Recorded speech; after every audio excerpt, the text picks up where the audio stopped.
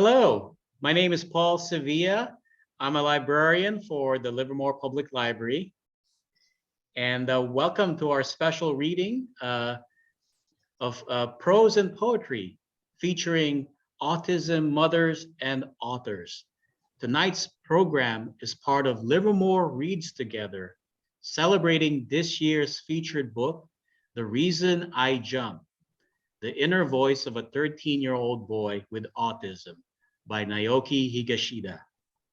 Thank you to the Friends of the Livermore Library for their generous support of Livermore Reads Together. It's an honor for me to introduce tonight's MC. I'm very grateful for her partnership with the Livermore Public Library. Cynthia Patton is a poet and memoirist, and she has served as Livermore's Poet Laureate since 2017. She has authored 2 books on wetland restoration and a poetry collection entitled Across an Aqueous Moon, Travels in Autism.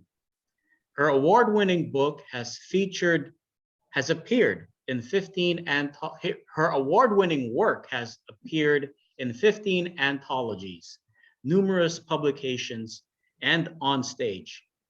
The Museum of Motherhood featured her work in 2015.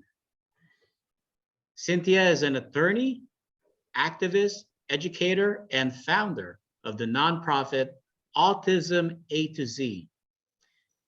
The East Bay native is completing another poetry collection, plus a memoir on her unconventional journey to motherhood. Welcome, Cynthia. It's good to see you tonight. Good to see you, Paul. Thank you so much for having us. And thank you to our other authors tonight who were very generous in donating their time to come here and read with me. The three of them and myself, we were all published in, hopefully you can see this book, back up. It's Chicken Soup for the Soul, 101 Inspirational Stories for Parents of Children with Autism and Asperger's, Raising Kids on the Spectrum. So anyway, we are going to read the stories that appeared in here. And then we're each going to read some additional selections. And since this was originally billed as a poetry reading, because I'm the Poet Laureate, I'm going to insert a couple short poems in between things, and hopefully we will have time for all of this. So to get started, I want to introduce Leigh Merryday Porch, who's the author of the popular autism parenting blog Flappiness Is, and a veteran educator and academic coach. An advanced certified autism specialist, she provides training in autism awareness for schools, civic organizations, and law enforcement, and has presented at disability-related conventions. Her writing has appeared in this book that I just mentioned, as well as the Huffington Post and the Child Mind Institute. Porch has also been featured in People, Good Morning America, Autism Live, and Inside Edition. She resides in Northeast Florida with her husband, 2 children, and a menagerie of poorly behaved animals, which I can relate to. Anyway. Thank you. Thank you very much. So this piece is entitled, This Is What It's Like. And I included a quote at the beginning. We must be willing to get rid of the life we've planned so as to have the life that's waiting for us. Joseph Campbell. Earlier this summer at a birthday party, a well-meaning acquaintance asked me an honest question. What's it like to be the mom of an autistic child? She wasn't being nosy. I happened to like her and know that she was genuinely interested in my experience. But what I saw in her eyes was pity. She even teared up while we were talking. Those of us with special needs children know that look. I call it the look of tragedy. Again, she meant no harm. So I got to thinking, what is it like to have an autistic child? After all, they come in all shapes and varieties. Some of our children will be self-sufficient. Some will live with us in a group, or will live with us or in a group facility for the rest of their lives? I cannot answer that question for everyone, but I can answer for me. And in that answer, I will likely be speaking for other parents of other very special children. So this is what it's like. To begin with, it's a kind of death. No matter how much you plan to give your child the freedom to achieve their dreams, quite naturally, you have a few dreams for them as well. You dream of birthdays and holidays, Santa and presents, playing dress up, doing arts and crafts, playing Candyland, dance classes, Boy Scouts, sleepovers, team sports, high school graduation, getting married, and watching them have their own children to love. And though many of our kids with autism will grow up and do just those things, more than half of them won't. So you mourn for what might not be. You mourn for what you and they are missing now. And later, you may mourn for what will never be. 2, despite the death of the dream child you envisioned, you are deeply in love with the child you have. He still does adorable things you want to share with others. He loves you too, but the rest of the world won't always get to see it, because when he is away from home, he's not himself. He is not the happy, affectionate child who holds your hand, snuggles and gazes at you adoringly while pulling your hand to scratch and rub his back. The world won't get to see him at his most charming, and you will see pity in their faces. They won't ever understand the very real, profound joy this child brings into your life every day. Part of being a parent is pride in your children. People won't see what you're so proud of, and that can be a lonely feeling. Guilt assails you from all directions. You want to throw a beautiful birthday party for your child, but he may not notice. He may not be the least bit interested in the presents, and you fear disappointing the guests. He may struggle to get out of your arms during the party, but you may have to see the sadness just beneath friends and family smiles. So you consider not having the party. You consider not taking him to others' parties. You want more than anything to give your child the experiences typical children have and feel guilty when you don't. But sometimes it is simply too overwhelming for you to try. Therapists want you to spend hours doing activities to help him, but you also have a job, perhaps other children who need you, and you need some downtime on occasion or you'll go insane. So it seems like you can't ever do enough for him. The guilt is a killer. You live in a constant state of uncertainty about the future. Yes, of course, none of us knows our future, but if you have a typical child, you can be reasonably confident he will have friends, self-sufficiency, and love. You know who to leave things to when you die. But if you have a child with autism, you don't know how to plan your estate. Do you set up a special needs trust? Do you leave it all now to the one typical child who can use it? Because lifetime care for your autistic child will just drain it. And what if he grows to do well and is able to care for himself? Because you can't yet guess what will be, every option seems wrong. Should you settle down where you are, or should you relocate to a city with more intensive care for his needs? Will he ever talk? Will he ever be toilet trained? You just don't know. You just won't know until it happens or it doesn't. And you live with the fear that one day your then elderly, vulnerable child will lie sick or dying without the comfort of someone who truly loves him. Anxiety runneth over. Spontaneity is a thing of the past. You can't just get up and go. You have to determine whether there is an escape route from any new activity or location. You have to pack things to distract him if he becomes upset. You have to determine if foods he will eat will be present or if you will need to pack his meal. If he isn't potty trained, you will worry about where you can take him to change that will afford you both some dignity. Everything must be planned and considered. You begin to grow thicker skin because people stare. They stare in disgust, thinking he is simply badly behaved. They stare because they are curious. They stare in horror or pity because There but for the grace of God go I. People stare, and the thing that will come back to haunt you are memories of when you also made a judgment about another person in public. Righteous indignation mixes with humility, and all you want to do is get out of wherever you are as soon as possible. But you can't escape everyday life. You grow weary of everyone else's opinion because there are so many of them. There are those who are certain they know how this happened. There are those who are certain they know how to fix him. There are those who don't think you do enough. There are those who believe you to be a saint. There are those who believe your child's very visible difficulties allow them to have an opinion over your finances, his education, your marriage, or even your decision to bear another child or not. Opinions abound, but your patience may not.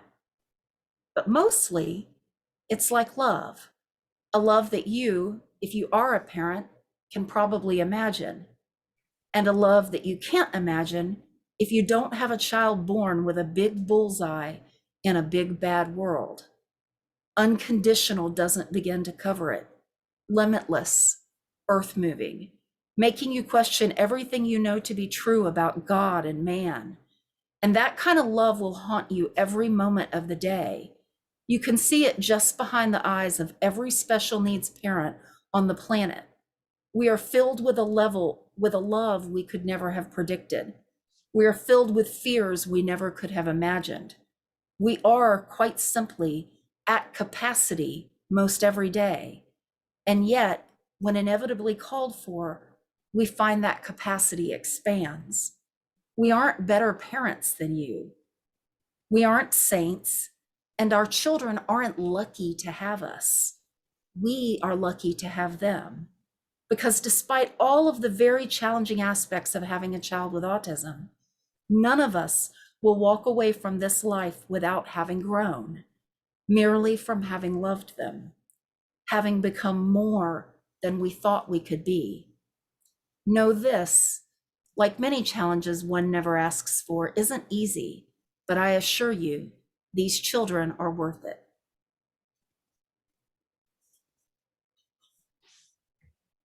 Thank you. Beautiful, thank you. Okay, next up is Ann K. Ross, who's the author of Beyond Rain Man, What One Psychologist Learned Raising a Son on the Autism Spectrum, available through independent bookstores. She holds a master's degree in educational psychology, a PhD in clinical psychology, and an MFA in creative writing. She lives in California and is the mother of 2 adult sons, one on the spectrum. Thank you. That was beautiful, Leigh. Thank you. So my piece is about the diagnosis, and I'm just going to read the very end of this piece. After we dropped Ben back at school, this is after we met with the psychiatrist who finally got the diagnosis. After we dropped Ben back at school, I emailed 2 friends about the diagnosis using the words weird, in shock, disturbing, freaking out. It was easier to write it than say it. I wanted both the instant connection of email and the safety of hiding behind it. If I'd picked up the phone or told someone in person, I wouldn't have been able to get the words out. I couldn't tell people yet. I was ashamed, scared. I didn't know what to say. Before the kids got home from school, I raced to the bookstore and pulled books about Asperger's off the shelves. I read half of one sitting on the cement floor, and within 2 minutes, I knew that Dr. A was right. Extreme reactions, meltdowns to minor upsets, difficulty being flexible, changing plans, get stuck on topics, upset by ambiguous language, interprets language literally, concrete and literal thinker, prefers things to be black and white, difficulty making and keeping friends, poor coordination. I stuck Post-its on the pages I wanted to copy for his 6th grade teachers. Staying busy kept me from weeping. The next morning before work, I found the website of a woman whose father, brother, and 2 sons had Asperger's. She had made a long list of the positive qualities of Aspies. I was blown away by her enthusiasm, her cheerleading for Asperger's, but I was not in the cheerleading frame of mind. Mostly, I still wanted to play on the team that would trounce the Asperger's. At that point, I thought of it as a disease, one that could be cured.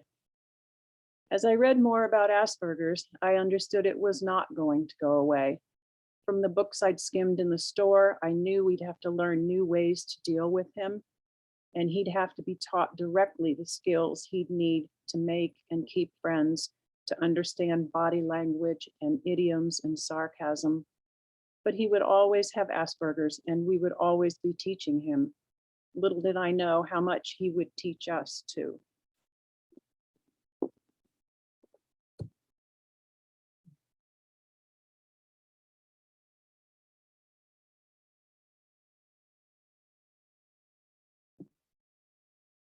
Thank you, Anne. Okay, and then last we have Jennifer Bush, who is a user experience writer and essayist who writes about the joys and challenges of raising a son with profound autism. She lives in Los Altos, California with her husband, daughter, and 2 cats. Her 14-year-old son lives out of state at a residential treatment facility. This piece is called Lost. The bracelet arrived in the mail, small and shiny. I put it on my 4-year-old son's wrist, fumbling with the clasp. For a few days, we were both acutely aware of its presence. When I tried to put it on him in the morning, Wesley would squirm. I'd curse under my breath as I struggled to take it off at bath time. His wrist was pink where he tried to bite it. I thought of the kids who wore this type of medical jewelry when I was young. The kid with the peanut allergy. You can't even use the same spoon as the batch with the nuts, my mom would tell me, or he could die. The diabetic kid at camp, the one I pretended not to stare at whenever he took out his kit. My friend with epilepsy. But Wesley doesn't have any of those things. In fact, Wesley doesn't have anything. My son wears a bracelet because of what he is and what he might do. Wesley is autistic. Wesley doesn't speak. He's unlikely to respond to his name, and he loves to run. Like many kids on the autism spectrum, Wesley attends a special education day class. My husband drops him off in the morning, and 6 hours later, I pick him up, chatting with the other moms as we wait for the teachers to bring out our kids. Every day, I spy my little Wesley with his blue eyes and curly blonde hair, walking hand in hand with one of the people I entrust with his education and his care. Every day, they bring him back to me, except one day when they didn't. I wasn't worried at first. Wesley's class is often the last to appear, as they are the smallest bunch. Preschoolers slowed down by oversized backpacks and the frequent need to investigate some bug or crack in the sidewalk. But when the rest of the class had arrived and I signaled to his teacher, she made an excuse about a forgotten backpack. I saw her run back toward the classroom, and I knew they had lost my little boy. For a few minutes, I waited there, the still center of a time-lapse photo. The other parents left. Teachers went back to their classrooms. The bus came and went, and I stood there, waiting. During those 7 or 8 minutes, I thought of Wesley's bracelet, the one that had finally become part of his morning routine, the one he still fiddled with but no longer fought against. Why had I put so much faith in that thin piece of metal? It couldn't keep him safe from the creek running behind the school, or getting hit by a car, or lost in the sea of children leaving school. I still don't know who found Wesley, who had slipped into an empty classroom. His teacher brought him to me like nothing had happened. He cried on the drive home. Later that day, Wesley was wild. He ran maniacally around the house, screeching and crashing into the walls. I dodged his attempts to bite me as I wrestled him to the floor for a diaper change. His nails, overgrown because he refused to let me cut them, scratched red marks into my neck. No more than an hour before, I thought my sweet boy was in danger. I thought I would never take another moment for granted, no matter how challenging his behavior. And yet, there I was, red-faced and bursting with rage. Why couldn't Wesley just control himself? Why did everything have to be so difficult? And why wasn't I strong enough to handle it with grace and good humor? Perhaps I was the one who was truly lost, or maybe just human. F. Scott Fitzgerald wrote that the test of a first-rate intelligence is the ability to hold two opposed ideas at the same time, yet still retain the ability to function. To be able to see, for example, that things are hopeless and yet be determined to make them otherwise. By that definition, I must be a genius. We parents of special needs kids face overwhelming joy and sadness, intense love and frustration, breathtaking wonder and fear, often in the course of a single day. We work tirelessly to help our kids succeed in the world, even when we have no idea what that success will look like. We are given so much reason to be hopeless, and yet sometimes hope alone propels us forward. And so it is that I send Wesley out into the world every day, offering the only protection I can give him: hope, a hug, and a small silver bracelet.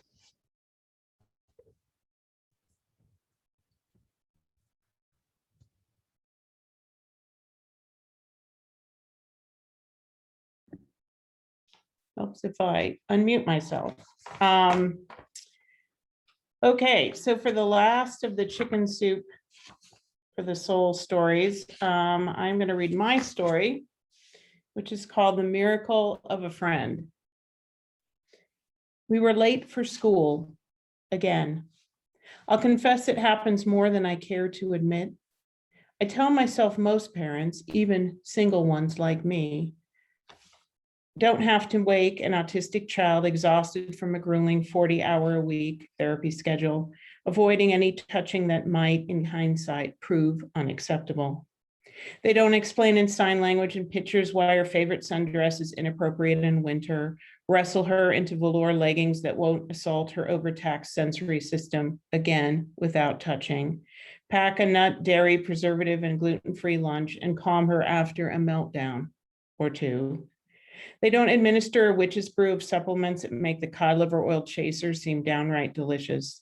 And they definitely don't drive to another school district in hellish commute traffic in an aging minivan that disgorges cereal, broken toys, and mangled bits of crayon whenever the sliding doors open.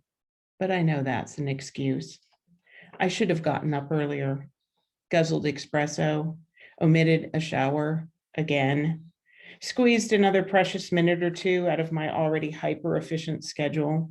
The problem was there wasn't much left to cut. I'm fairly certain sending Katie to school in her blue cupcake pajamas would be frowned upon, even in a special needs classroom.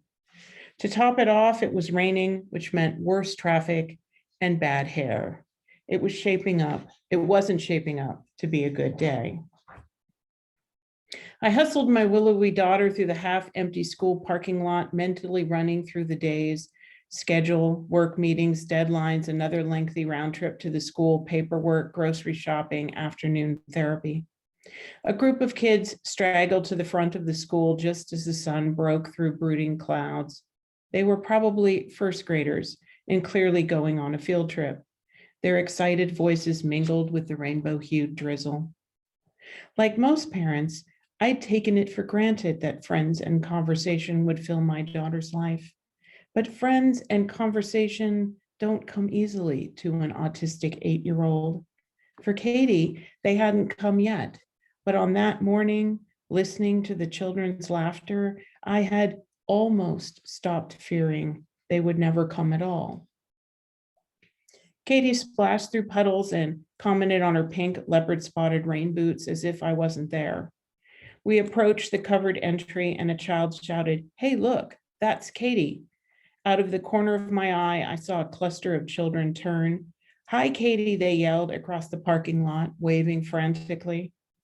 I met my daughter's stormy blue-gray eyes. "Are you making friends?" I couldn't help the note of surprise that colored my voice. She smiled shyly as the kids continued to wave. We studied each other for a long moment until I stuttered, What do you say?" "Hi," she said, and waved at the kids with loose limb grace. Turning away from them, she fiddled with her raincoat. We kept walking as if it was no big deal, except It was. If those children had continued to talk and ignored Katie as we walked past, no one would have thought twice of it, least of all me. The school and its teachers promoted tolerance, but still, those children made the effort when no one required it. My mood brightened with the emerging sun. We were one step closer to the day when Katie would make a friend. It would take hard work and perhaps a miracle, but we were one step closer. A few weeks later, I picked Katie up from school. Spring break had begun and the campus swirled with chaos and chatter. Crowds used to push Katie past her limits, but she had learned to tolerate and even enjoy them in days like this when the mood bubbled with excitement.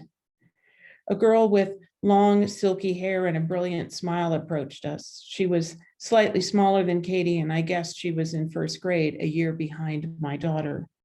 "Hi, Katie," she said. Katie grinned and studied the clouds, her caramel curls glinting in the sun. "Katie," I said, "what do you say?" She glanced at the girl, flapping her hands like a quail struggling for flight. "Hi, Katie." When she can't recall names, a common occurrence, her name serves as a placeholder. "Try again." I looked at the girl who beamed up at me, clearly unfazed by Katie's response. "What's your name?" "I'm London," she said, looking at Katie, whose face twisted with concentration. She leaned closer. London. The name suited her. She oozed big city sophistication. I said hi, and Katie echoed my response. Her gaze darted from me to London, then away. London smiled. "I'm friends with Katie. I sit with her every day at recess." She paused, but I was too stunned to speak. "Well, I sit with her in the lunchroom. I would sit with her at recess, but Katie doesn't sit very much." "No," I managed to laugh. "She doesn't." How was it possible that this gorgeous, chatty girl was friends with my quirky, quiet daughter? London had "most popular" written all over her. She could play with anyone she wanted at recess. Why Katie? It pained me to think it, but why Katie? "Katie runs really fast and she climbs the monkey bars with the boys." London's face filled with awe. It saddened me that a first grader thought certain activities were off limits. "You could climb them too." "No," she said, "not with the boys. I just watch Katie. She's really good." Girls weren't supposed to climb the monkey bars with boys? Was that the rule when I was in school? I couldn't remember. Did it make me happy or sad that Katie would never understand these sudden unwritten norms? I wasn't sure. "I can climb," Katie said. She did a little dance and burst into song. "The itty bitty spider climbed up the water spout." London laughed. "She's funny too." I nodded. It was true. Katie could crack you up if you took the time to listen. The problem was most people viewed Katie's autism as a deficit rather than a difference. They mistook silence for stupidity and ignored my child completely. But this extraordinary 7-year-old saw my daughter for who she was and embraced her, disability and all. "Hey, London, if Katie talked more, I know she'd say she likes sitting with you at lunch." She flipped her blonde hair and shrugged. London had never been shunned by her cousins or kids at the park. Her mother had never watched her stand by the swings, silent and ignored. Tears pooled behind my eyes. It means a lot to me, and I'm sure it does to Katie too, so thank you. I fought the urge to hug her. I adored this girl, so beautiful for reasons that had nothing to do with appearance. "I like her," she said. My lip trembled. I worried she'd think I was strange, a parent crying at school. I took a deep breath and told her that we needed to go. I didn't tell her that I had just enough time to make Katie's afternoon therapy session, assuming I encountered no traffic. London smiled. "Okay, bye, Katie." Katie assembled her response. "Bye, Leigh." "Bye, London." She grinned, pleased with herself, and the three of us shared a round of high fives. I cried on the drive home. My daughter had a friend. I never thought I'd view that statement as something close to miraculous, but autism had changed me. I no longer took friends, mine or my daughter's, for granted. I eased off the highway on time for once and silently thanked London, as well as her parents, her family, her teacher, her school. Yes, Katie's years of hard work were finally paying off, but the miracle was London. Thank you, thank you, thank you, thank you. My smart, stubborn, beautiful, barely verbal autistic daughter had a friend.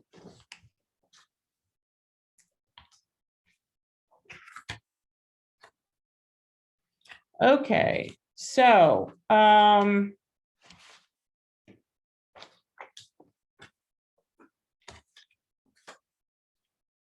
let's see. Paul, how are we doing on time? We're doing pretty good. It's 7:30. Yeah, we're right doing now, fine. so, Okay. If Okay. anyone has any comments or questions, feel free to type in the chat. Okay. I think we're going to do another round because we've got plenty of time. Leigh, do you want to read next? There we go. Can you hear me? Okay. So this is an excerpt from my new book that is coming out in about 3 weeks. I don't have it yet. They've just mailed it to me, so I don't have a copy to hold up in the air, but I'm going to hold up. That's not going to work, is it? I tell you what, I have something. I have this so that I can hold a picture of the book up. There we go.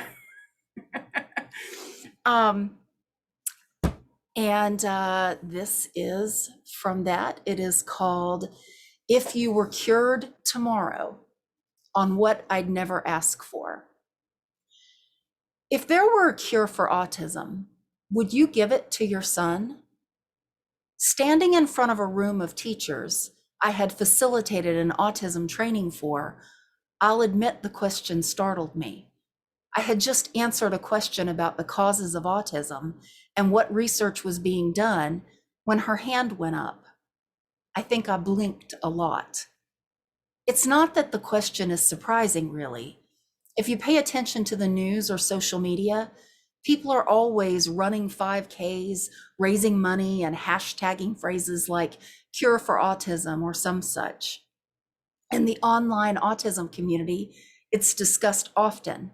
Either parent bloggers are sharing their autism-related hardships of the day and pleading to the masses for a cure, or autistic self-advocates are warning of the dangers of science finding one and eradicating autistic tendencies in everyone. Opinions about theoretical cures abound. Prior to our belief in ill-advised detour into the world of alternative autism treatments, my answer would have been an easy yes. But having witnessed high needs autism in my family, it terrified me to see it in my toddler. Moreover, I had not yet learned about all the autistic people the world over leading happy and rewarding lives, lives with value. But several years had passed since. I had fallen more and more in love with the beautiful little soul my son is. Flappinesses had taken off, and I met people all over the world. Families, autistic adults, advocates, and more. I learned what was possible for those with autism, and I learned how many #actually autistic people did not want the core of their selves cured. There are great works of art, literature, music, science, technology, and more that wouldn't have existed were it not for those on the autism spectrum. And some autists have done absolutely none of those things, but are still people who would no longer be themselves if not for autism. Yet I've also had opportunities to meet the most severely affected autists who accompany profound intellectual disabilities, those who cannot communicate, human beings wearing helmets so as to not harm themselves, bashing their heads against walls, people who will never have any real choices, any true freedom in directing their own lives, and families haunted by the reality that one day they would die and leave their vulnerable loved ones in the care of those who might harm them. Some might be shocked that I can't give that easy yes anymore, because other parents would. They'd gladly trade having a self-harming, violent, intellectually disabled child for one who would care for themselves one day. And maybe they'd judge me for not jumping at the chance for a cure. But for me, with one child on the severe end and another on the mild, where is the line? Giving my daughter an increased attention span for math might be an easy fix for something that troubles her, but she's a delightfully quirky, hilarious person whose way of looking at the world contributes to it. I would not want to cure her of herself. I like who she is already. How autism is manifested in my son is quite different. While he can communicate some, he can't communicate effectively enough to avoid intense frustration. His intellectual disability is significant enough that he will never likely understand many basic concepts. Certainly, he will never live without full-time support. But autism is not something that can be separated from who he is. It's woven into all parts of him. And if I were to cure those parts, he would no longer be Callum. If you asked me if I would cure pancreatic cancer, I'd instantly tell you yes, because cancer kills. But curing cancer will not erase cancer patients. They would continue to exist as the people they were before becoming ill. Autism is not the same. It's more like the deaf community being asked if they all want to be cured. I can assure you their answer is no. Deafness is woven into their language and culture in such a way that the hearing world does not understand. Well, autistic advocates feel the same way. They have their own communities, sense of identity and pride, and that's understandable to me. So I'd say that Temple Grandin's response to the issue of curing autism is best. She remarked, in an ideal world, the scientists should find a method to prevent the most severe forms of autism, but allow the milder forms to survive. Yet, we're a long way from that ideal world, and slippery slopes come to mind. What will satisfy us? What other traits will we seek to eliminate from the human spectrum? No, I didn't have a simple answer for the question of curing autism. But later that night, my heart had an instinctive response to the thought of it. And this is what it said to my children. If you were cured tomorrow, life would be easier for you. You could eat without ritual, go anywhere without fear, and would understand everything being said, even when it isn't being said. If you were cured tomorrow, people wouldn't stare. Your play would not be questioned and corrected. You wouldn't feel compelled to move and shout and seek in the ways that you do. Instead, you would sit in rooms where people talk to you instead of about you. If you were cured tomorrow, I would ask you to explain so many things. If you were cured tomorrow, you would gain better access to all those beautiful dreams we wished for you before we knew you. But if you were cured tomorrow, you would be a stranger to me, living a stranger's dream, and I would never get to see you live the dreams you have for yourself. If you were cured tomorrow, my worries would be eased, but my heart would be broken, because I love you, not some hypothetical you, not the you might have been had you not turned out to be you. It's all very complicated, and it's all very simple. If you were cured tomorrow, I'd miss you. Thank you.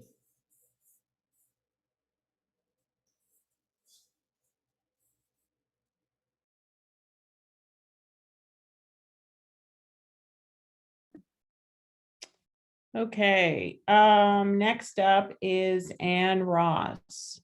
Ann, you had something else you wanted to read, didn't you? Yeah. Yes. Okay. After we wrote those essays and that were published in Chicken Soup for the Soul, a lot of us continued to write, as you're seeing here tonight, and putting more of our work together. And so this is what I did shortly after that, Beyond Rain Man. And Leigh and I put ordering links in the chat if you're interested in checking them out. So, all right, this piece is, it's a little bit lighter and it is about Pi Day. So is that perfect for today or what? In March 2004, the year my son was in 7th grade, his algebra teacher promised to buy a pie for the student who memorized the most digits of pi. Matt immediately taped the first 6 pages of numerals, single-spaced, to his bedroom door. When we knocked, he demanded we read a few lines to gain entrance. For days after school, he stayed in his room studying the sequence, talking into his voice recorder and playing it back. "How do you do it?" I asked when I tested him the first time and he recited 20 numerals.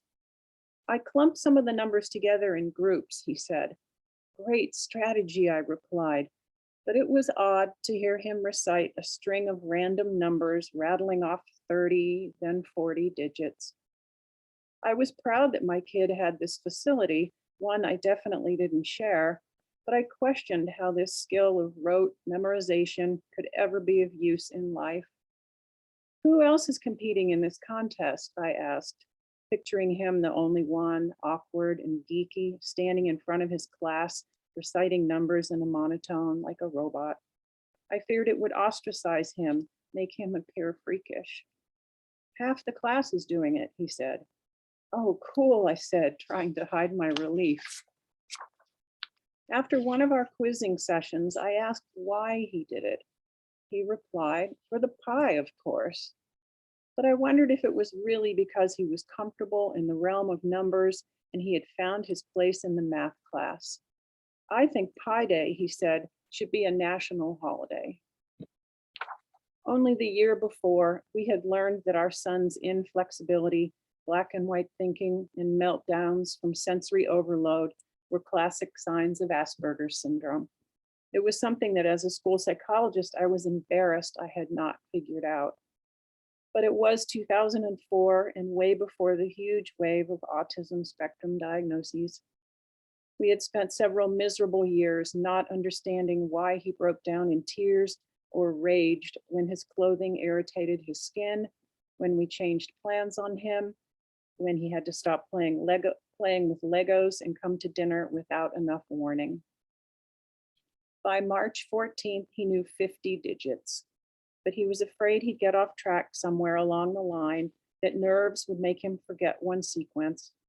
My partner made him pancakes and bacon instead of setting out cereal that morning, and I fussed with his cowlick like a nervous stage mother. He tolerated our goodbye hugs and then sprinted off to our family's cheers. "Go Pi Day, win us a pie." After school, I picked him up for an orthodontist appointment. He got into the car quietly, not thrilled to be getting a second set of braces. When I patted his knee, he brushed off my touch, as he always did. "Well?" I asked. He glanced at me. "What?" "Well," I waited a beat. "Did you win us a pie?" "No," he smiled, clearly not upset. "No pie for dessert." "Darn," I said. "Did you forget or say the wrong number? Did she let you take it back? Who won?" I have a bad habit of asking questions on top of questions when I'm excited. "Sam won." Sam knew 80 some digits, which he could rattle off like a machine. I was beginning to understand what these boys enjoyed about each other, why they were so compatible. Their brains worked alike. The English teacher had lent copies of The Curious Incident of the Dog in the Night to him and his buddies because she knew they'd enjoy the detective story and appreciate the young boy's love of prime numbers.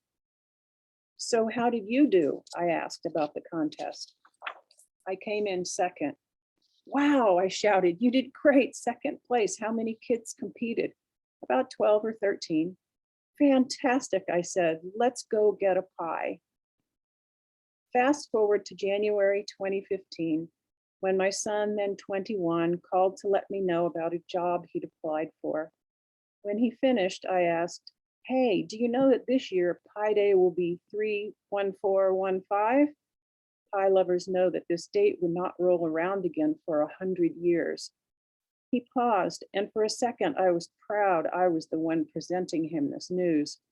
But then he set me straight. I've been waiting for this day for years.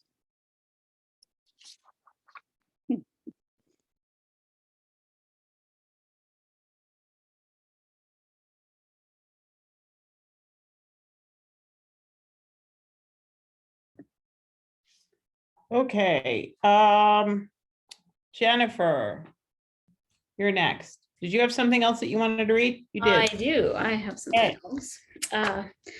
So I'm a writer, but I'm going to talk a little bit about something else I like to do, which is watch TV. And this piece is called Episodes. I've been watching more TV lately. Some might not see this as a good thing. Watching TV is lazy. It means foregoing the outside world. It means that when someone says, no matter how slow you go, you're still lapping everybody on the couch, you're the person on the couch. I'm okay with that. Watching TV means getting back a little bit of myself. TV was always a big part of my life. I grew up with Sesame Street and Mr. Rogers. After school meant reruns of the Brady Bunch, or later music videos. I watched all the 80s sitcoms, Silver Spoons, Facts of Life, Family Ties, you name it. I memorized the Saturday morning cartoon lineup, and summer breaks or the occasional sick day brought game shows and soap operas. I was never too sick to shout no whammies over a bowl of chicken noodle soup. Before you jump to any conclusions, I was not neglected. I had involved parents, spent plenty of time outdoors, and always did my homework. I grew up in the San Fernando Valley, just north of LA. Entertainment coursed through the city's veins like cars down the 405. My mom worked at CBS in the early 70s, and my dad, a doctor, regularly had minor celebrities as patients. I had a brief stint in Hollywood myself, acting in a few commercials, and later working as an intern at ABC. I came of age alongside the kids from Beverly Hills 90210, and when I moved to Silicon Valley after college, I worked at a company bringing internet to TV. In the early 2000s, when I first started dating my husband, he'd often find me with tears streaming down my face after watching an episode of 6 Feet Under. I had just lost my brother to cancer, and sometimes things hit a little too close to home, but still, I watched. We got married and had a baby, and I struggled with what it meant to be home alone with a newborn, watching my husband go off to work. I was scared and overwhelmed, and often bored. I used all that time at home to my advantage. Over many hours nursing my son on the couch, I watched a lot of TV. I recorded and rewatched every single episode of 90210, from Brandon and Brenda's arrival to David and Donna's triumphant season finale wedding. I got a bit of my old self back. 2 years later, my son was diagnosed with autism. By the time he was 5 years old, Wesley became aggressive. We'd often wake in the middle of the night to him banging his head on the hardwood floor. By 8 or 9 years old, his sleep became so erratic that my husband and I took shifts at night, just like when he was a newborn. Though Wesley was in school and I had returned to work, evenings and weekends were something to get through rather than enjoy. When we were home, the only thing Wesley wanted to do was eat, play on his iPad, or watch TV, sometimes all three at the same time.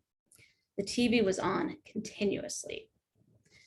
When Wesley was a toddler, I introduced him to my childhood favorites like Sesame Street.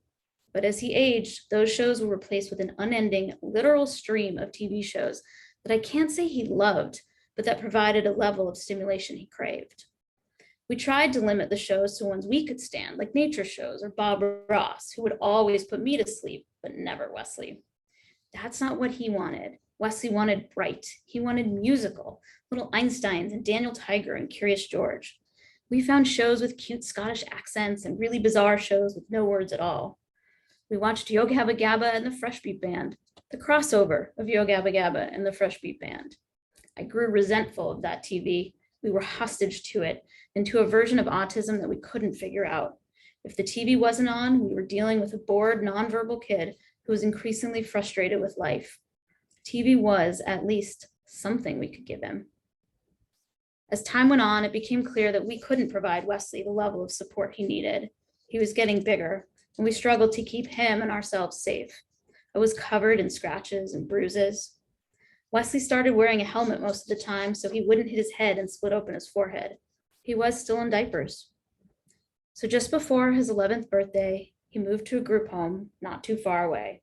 It was, quite simply, the most necessary and most devastating thing we'd ever done. Our house echoed with silence, which I filled with guilt and questions. Are they taking care of him? Will they feed him his favorite foods? Does he miss me? Does he think we abandoned him? Did we?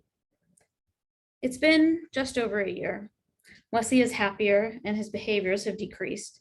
We see him every weekend, and when he comes over, he never asks for the TV. We go on walks and have a snack and let him play on his iPad, just happy to have him home for a bit.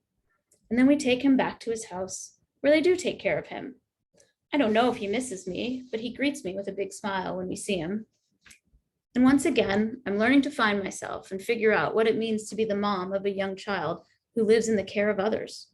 I'm spending time with my daughter, helping her learn to feel safe in the world. Unlike me, she never wants to watch TV, but she'll devour a good book in a night. I like that about her. It took a while, but for me, there's once again TV. Some of it's really good, much better than what I used to watch. I enjoyed My Crazy Ex-Girlfriend, laughed at The Good Place and The Marvelous Mrs. Maisel, pondered Life and Forever and Russian Doll. There's some really great shows about food. Missed out on Game of Thrones and Breaking Bad, a bit too intense, I think. But I know they're there when I'm ready for them.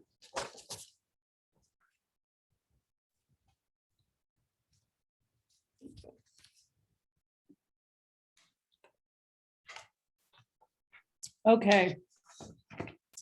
I have a short little story that I like to read this just because a lot of times when you're at autism events, there's a lot of stories that are, well, on the dark side. So I like reading this one to show that there are funny moments as well. So this is called The Little Matchmaker. Several years ago, my daughter and I went to a Mexican restaurant for dinner.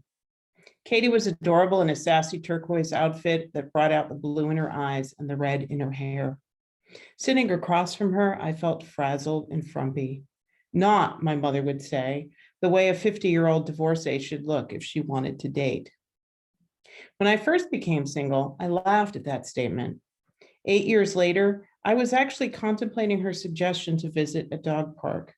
Then I remembered my husky played a little rough, and rough might be a bit of an understatement. Commenting on my sweet but often over-exuberant dog's ability to body slam an unsuspecting border collie probably wouldn't work well as a pickup line. I dropped the idea. We were halfway through the meal when a cute middle-aged guy walked in. He caught my eye while he waited, and I could tell there was a spark, or maybe that was the jalapeno talking. Besides, no guy was going to flirt while I ate fish tacos with my autistic 10-year-old. After cute guy ordered, he walked past our table. Katie flashed her brightest smile. "Hi," she said, loud and clear. I was so stunned, I dropped my taco. Cute guy turned around. "Hi," he said, bending down to Katie's level. "What's your name?" Katie wasn't expecting this. She covered by smiling at cute guy from around the straw. He laughed. "So that's it? You just wanted to say hi?" Katie smirked. Cute guy had gorgeous blue eyes that crinkled when he smiled. Wow, he was even better looking up close. My daughter used to do that too, say hi and then get shy. He glanced at Katie. "She's beautiful. She must get that from you." I think I blushed. He asked again for Katie's name while she silently pulled on the straw. "You're toying with me. You're going to grow up to be a real heartbreaker." "Actually," I said, "you might be the first stranger that she's ever spontaneously greeted." Cute guy looked surprised. "She has autism," I said, "so it doesn't come naturally to her." Cute guy didn't blink an eye at this revelation. "Wow," he said to Katie, "I'm flattered to receive your very first hello, and you did it like a pro." Katie beamed. I could tell she was thinking now, this guy would make a most excellent daddy. "Hey, Katie," I said, giving her a shameless indirect prompt. "What's your name?" "I'm Katie," she mumbled from around the straw. Hi, Katie, he said. What a beautiful name for a beautiful girl. I'm pleased to meet you. She burbled into her soda and cute guy laughed. She's a sweetheart. You've done a great job with her. By this point, I wanted to marry cute guy without even knowing his name. I glanced at his hand. No ring. The guy at the counter called cute guy's number. Gotta go, he said. See you later, Katie. Katie grinned. Hi, she said, and then giggled. Cute guy and I both laughed. He flashed his gorgeous smile, winked. Oh my God, he winked, and then walked away. I basked in the glow of this unexpected encounter when it dawned on me that my somewhat verbal daughter had just managed to pick up a man on my behalf. Cute guy grabbed his food and headed for the door, stopping to wave goodbye. I caught a flash of metal from what I belatedly realized was his left hand. Was it a ring or a key? It didn't matter.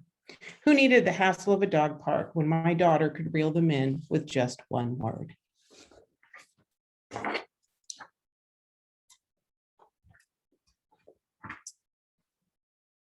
And we have a few minutes before 8.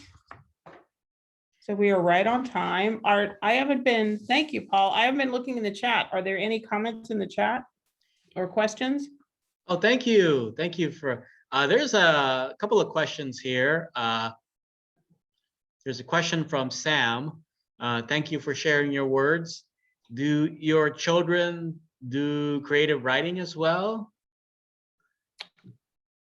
Well, I can honestly say that my daughter has a friend, Mateo, who has written books. They started in preschool together, and I've got a book and I'm working on a couple others. And so people are constantly asking her, do you want to write poetry like your mom? And my daughter will always say, no book, no book. She's very emphatic. She does not want to be a writer. So I don't know about the rest of you. My daughter, who is almost 15, probably starting at the age of 4 or 5, I would find these epic stories, like the story of monsters, and it would be almost an entire, like a graphic novel in a stage set or something going across. And she won most entertaining story when she was younger. She likes creating, but she prefers doing it digitally. She's very into cosplay and that kind of thing. So she's into stories and she's into creation, not so much creative writing exactly.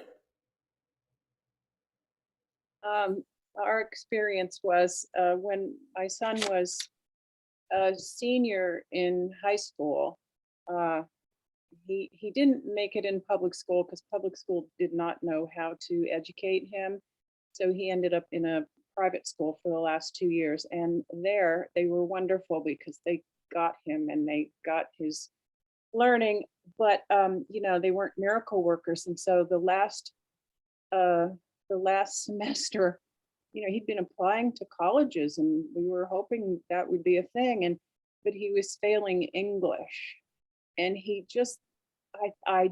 we went to meeting after meeting, and there was one meeting where he even kind of made a joke of it that, yeah, my mom's a writer. I'm gonna fail English. That was that. Then he ended up going to college for a little while. And the first semester, I think he took maybe speech writing or something. And he wrote an essay on why marijuana should be legalized. This was several years ago, and he got an A+. So, but he's not interested in creative writing, but if it has a purpose, a meaning, then he's behind it. Yeah, my son, as I said, is totally nonverbal, so he's not a writer. But my daughter, who is just about 13, and is neurotypical, does a lot of writing. She likes to write songs, poems, and like you, Leigh, I would discover like booklets that she would make. She'd take paper and fold it over and staple, and she would write a lot of books. And at some point, she actually created a pseudonym for herself that I can't remember the name off the top of my head. I don't know where she got it, but she, like at the age of like 4 or 5, she made a pen name for herself, which I thought was quite clever. I know.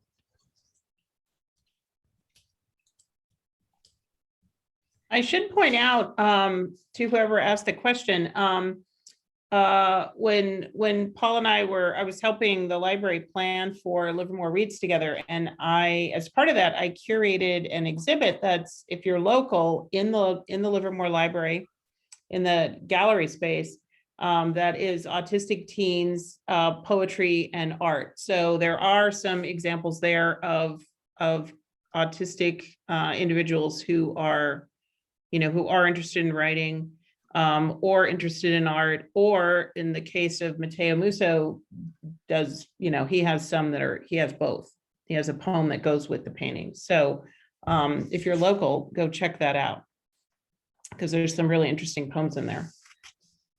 And thanks, Cynthia, for mentioning that. I know that some of Katie's artwork is on display there. Yes, there is one poem by my daughter that they had her write for Mother's Day long ago, that maybe the one poem that I'll ever get from her, but where she compares me to a dolphin at sea. I'm talented as a dolphin at SeaWorld or something like that. Which is, anyway, does anybody else have any questions? Yeah, there's another question here from Eric. What are we doing right with regards, I guess we, as society, what are we doing right with autism? What are we doing wrong? And how can we help support the autistic community? Go ahead. Leigh. I would say that the thing that we're doing right is that we're taking it out of the closet. When I was a child, I didn't see kids like my son in school, and that's because they were, often institutionalized. And we've taken it out into the light, and we're starting to create characters in film and books and that sort of thing. And I think sometimes we cling a little bit too much to genius, doctors who can perform neurosurgery on the side of the road and solve a crime in 10 minutes. But I think we're moving in the right direction. And I would love to see, a mixture of representation when it comes to autism, not just brainiac boys, who definitely exist, have them in my family, but also girls. It presents differently in girls often, and as well as those who are nonverbal. We really need to do better with that. And I think that ways to support the autism community is look around at what you can do. If you own a restaurant, make a picture menu of your foods.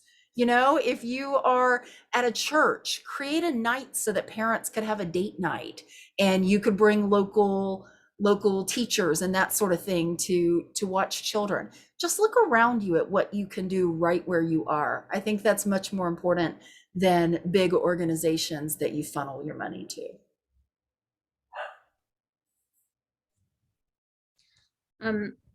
I agree with everything Leigh said, and I would add that services for the more severely affected, especially the ones with extreme behaviors, are very hard to come by.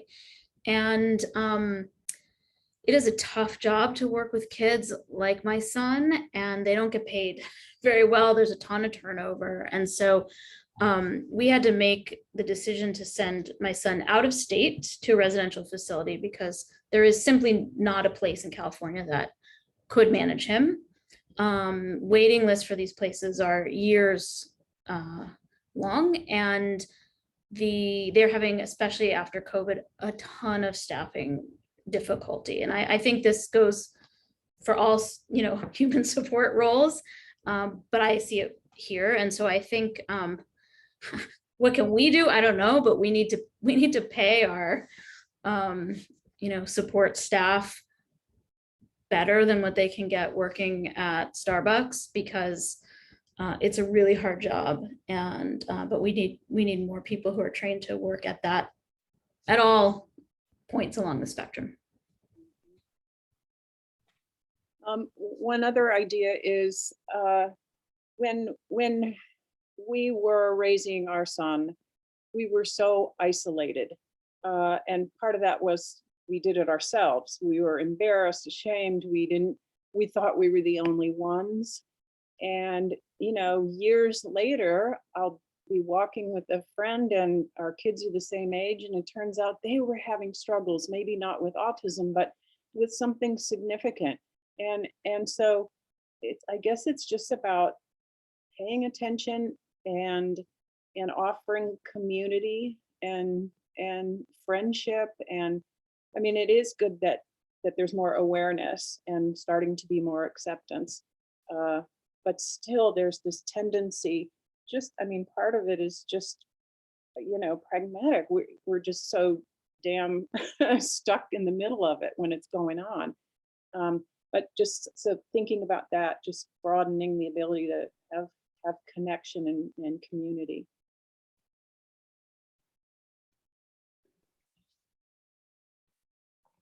I am unmuted. I would agree with everything that everyone has said.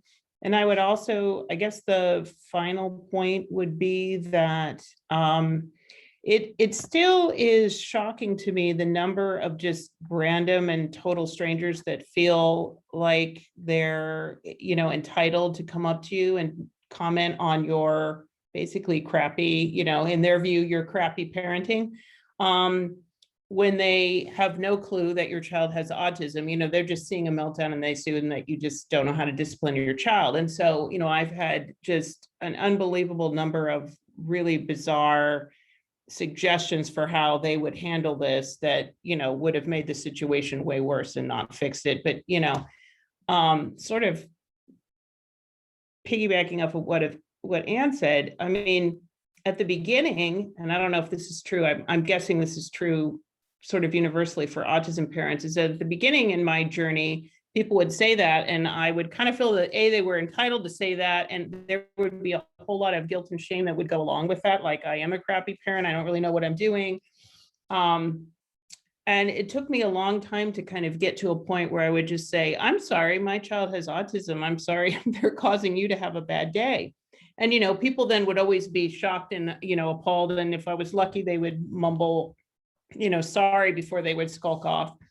So it was pretty clear that they didn't know that my child had autism. But I mean, I guess if you see people who are in public with a kid doing something strange, just, you know, if you can't say something nice, don't say something, don't say anything. I mean, that's like something really helpful that everyone can do, because it's, you know, it's the opposite of helpful when you're telling somebody that they're a crappy parent when they're doing the best they can under really crappy circumstances. I mean, everybody here is nodding. I mean, nobody wants to be out with a kid that's having a meltdown in public. That's, you know, it's embarrassing. Your kid, your child's embarrassed, you're embarrassed, you know.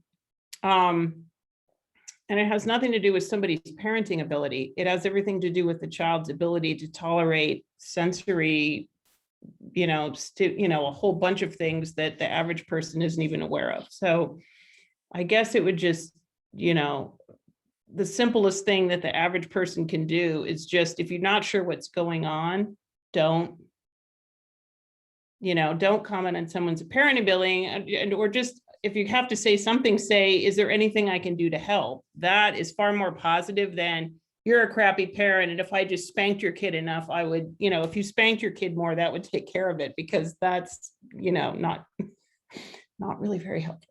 Anyway. And educate yourself by reading books by mothers, kids on the autism spectrum. That too. That too. I mean, the good thing about awareness is that as more people become aware, I think less people are making those comments. I hope. I really hope. But you know, anyway, things are changing, but slowly. Anything else, Paul? No, I think no other questions or comments here, unless people want to type some in. But I think this is a good time to wrap it up. I'd like to thank our wonderful readers tonight. Ann K. Ross, Jennifer Bush, and Leigh Merryday Porch. And big thank you to Cynthia Patton for putting this event together. Thank you so much.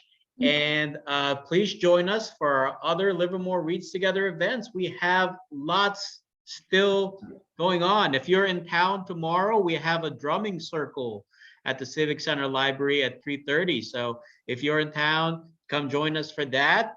We have an author talk on Wednesday at 7, College and the Autism Spectrum with Lori Leventhal-Belfer.